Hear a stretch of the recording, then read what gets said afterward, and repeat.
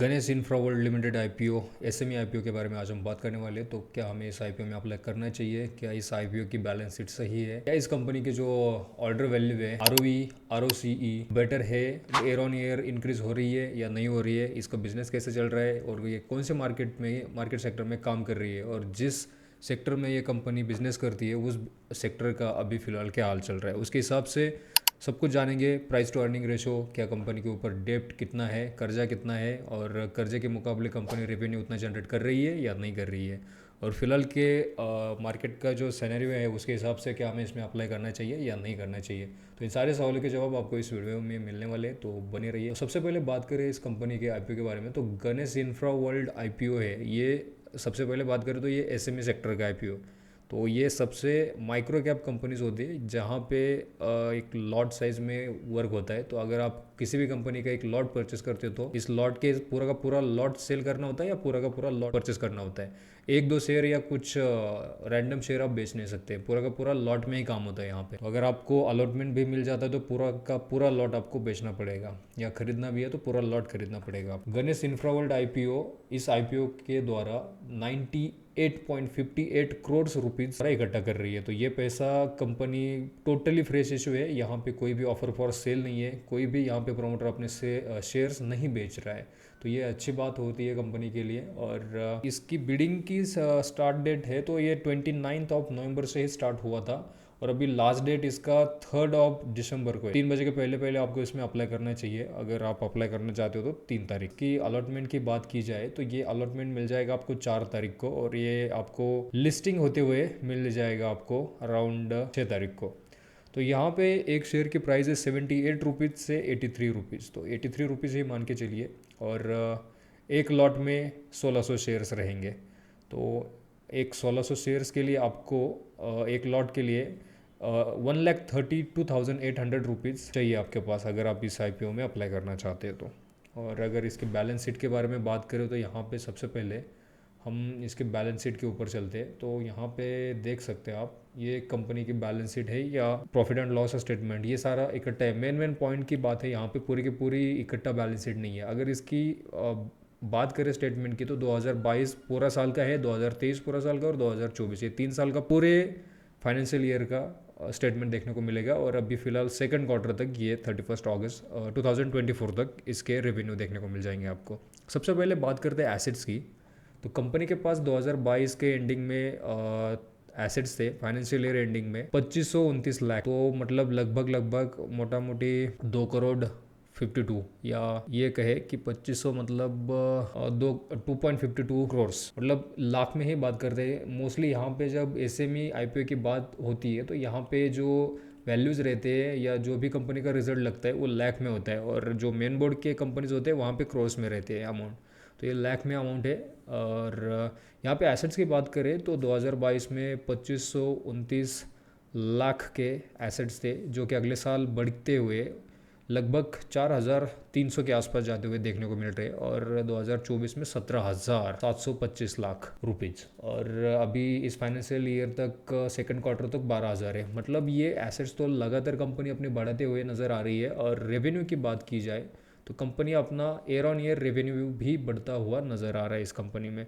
तो 2022 में 8,100 करोड़ का रेवेन्यू जनरेट किया था, फिर 13,504 लाख का रेवेन्यू जनरेट किया, जो कि लगभग 50 to 60% increase year on year देखने को मिल रहा है हमें। और फिर अगले साल डबल से भी ज़्यादा देखने को मिल रहा है 2024 ऑफ 31 मार्च 2024 को 29,181 लाख।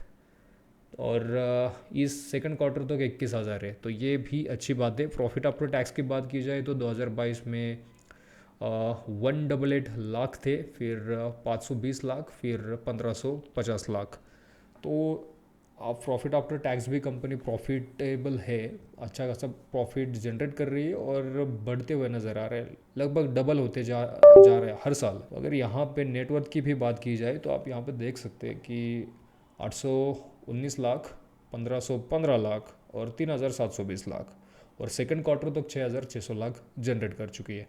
हालांकि कंपनी के पास 2022 और 2023 में रिजर्व जीरो था, कुछ भी रिजर्व नहीं था। और अभी जब आईपीओ लाती है कंपनी मार्केट में लिस्ट करने में, तो यहाँ पे रिजर्व पे ज़्यादा ध्यान देती है, तो रिजर्व अपने बैलेंस शीट में दिखाने की कोशिश करती है, और यही हमें यहाँ पे देखने को मिल रहा है। हालांकि ये अच्छा पॉइंट है, अगर जितना कंपनी के पास रिजर्व रहेगा, सरप्लस रहेगा, वो प्लस पॉइंट है कंपनी के लिए। कभी अगर ज़रूरत पड़ती है तो लोन लेने की ज़रूरत नहीं है, लोन भी होता है तो आसानी से उस लोन को क्लोज कर सकती है अगर रिजर्व में अच्छा खासा पैसा है तो यहाँ पे 2024 में कंपनी के पास 2622 लाख का रेवेन्यू था, और जो अभी बढ़ के सेकंड क्वार्टर तक 5100 तक है।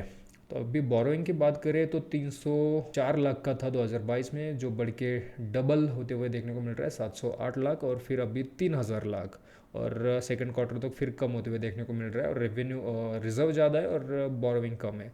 तो यहाँ पे अगर बात करें तो 2600 लाख का रिजर्व है और 3072 लाख का कर्जा है।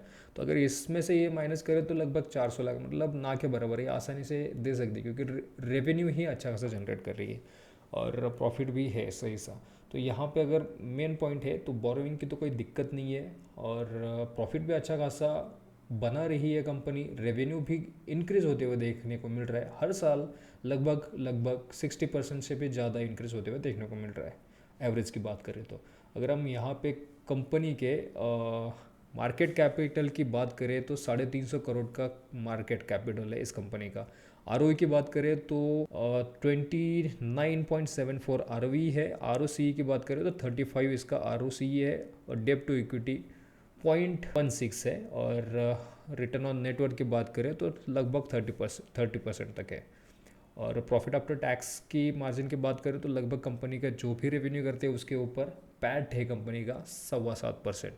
और यहाँ पे अगर ईपीएस की बात करें तो प्री आईपीओ कंपनी का ईपीएस था 5, जो कि अभी बढ़ते हुए देखने को मिल रहा है। कंपनी अपना कम वैल्यूएशन पे आईपीओ ला रही है, तो हमें 8.64 का ईपीएस देखने को मिल रहा है। पी की भी बात करें तो यहाँ पे प्री आईपीओ 16.47 था, जो कि कम होते हुए देखने को मिल रहा है हमें आईपीओ में 9.61, जो कि जितना ईपीएस बढ़ेगा उतना अच्छा होता है।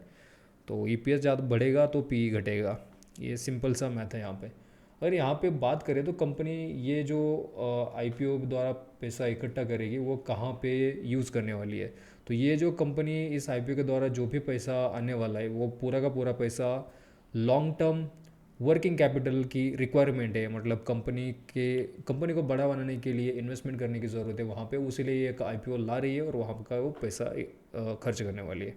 और जनरल कॉर्पोरेट पर्पज़ के लिए भी, मतलब जो भी कंपनी का खर्च है उसके लिए भी इस आईपीओ द्वारा जो भी पैसा आएगा वहाँ का ये खर्चा करने वाली है। अभी देखते हैं कंपनी कहाँ पे काम करती है।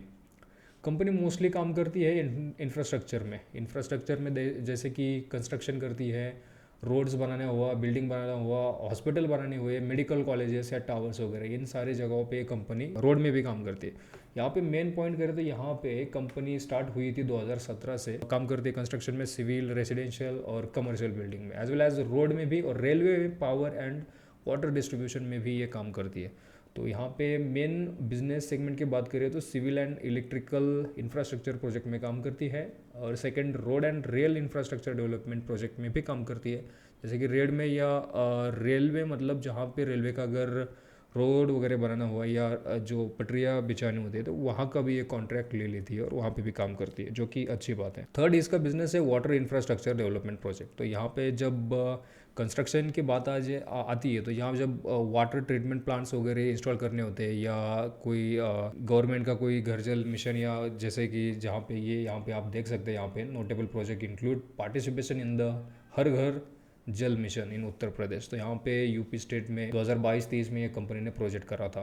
तो ये 3 सेगमेंट में मोस्टली कंपनी काम करती है। तो ये है कंपनी का। और यहाँ पे शेयर होल्डिंग की बात करें तो प्री आईपीओ कंपनी के शेयर होल्डिंग प्रोमोटर के पास थे 82% थे, लगभग 81.84%, मोटा मोटा 82%, और जो कि ऑफर फॉर सेल नहीं है, मतलब बट घटेंगे, मतलब जो 80 है तो कुछ कम हो जाएगा, अभी कितना होगा वो आने के बाद ही पता चल जाएगा हमें। तो यहाँ पे एक लॉट के लिए आपको 1,32,800 रुपीज़ लगने वाले हैं, और यहाँ पर लास्ट डेट रहेगा 3 दिसंबर। तो ठीक ठाक है, रिस्की तो है, बट अभी अगर इस कंपनी के जीएमपी की भी बात करें हम तो यहाँ पे मैं दिखा देता हूँ आपको। ये कंपनी जब आईपीओ ओपन हुआ था 29 ऑफ नवंबर को, तो यहाँ पे था उसका जीएमपी 35, 83 रुपीज़ शेयर पे इसका ऑफर फॉर एक शेयर के लिए 83 रुपीज़ हम पे कर रहे हैं फॉर आईपीओ। और इसका उस समय जीएमपी चल रहा था 35 रुपीज़, जो कि उसके अगले दिन भी 35 था हालांकि। और हॉलीडे था यहाँ पे, सैटरडे था 30 को और 1 दिसंबर को संडे था, तो सेम रहा। और अभी आज के दिन यानी कि मंडे को इसका जीएमपी पहुंचा है 50 रुपीज़ पे। तो लगभग अगर इस जीएमपी पे भी लिस्ट होता है, यही जीएमपी रहता है अगर लिस्टिंग के डेट तक, तो आपको 60% लिस्टिंग गेन देखने को मिल सकता है अगर आपको अलॉटमेंट मिलती है तो। हालांकि ये फिक्स नहीं रहता है कि अगर इतना जीएमपी चल रहा है तो उतना ही मिलेगा। इसके अलावा और भी कुछ सैनरियोज होते हैं, वो भी देखना होता है। ये बस एक आपको अंदाज़ा लग जाता है यहाँ पे, थोड़ा ऊपर नीचे हो सकता है। हालांकि इतना जीएमपी अगर ज़्यादा रहे तो मोस्टली ज़्यादा चांसेस रहते हैं कि आपको प्रॉफिट में ही लिस्टिंग देखने को मिले। तो ये है आज बज रहे 3:33 हो रहे हैं और इस समय पे इसका जीएमपी ये चल रहा है। आपको कुछ भी डाउट है या कोई आपको प्रॉब्लम है, कुछ भी सवाल है आपकी इस आईपीओ के द्वारा या किसी भी चीज़ के रिलेटेड, तो आप कमेंट सेक्शन में पूछ सकते हैं।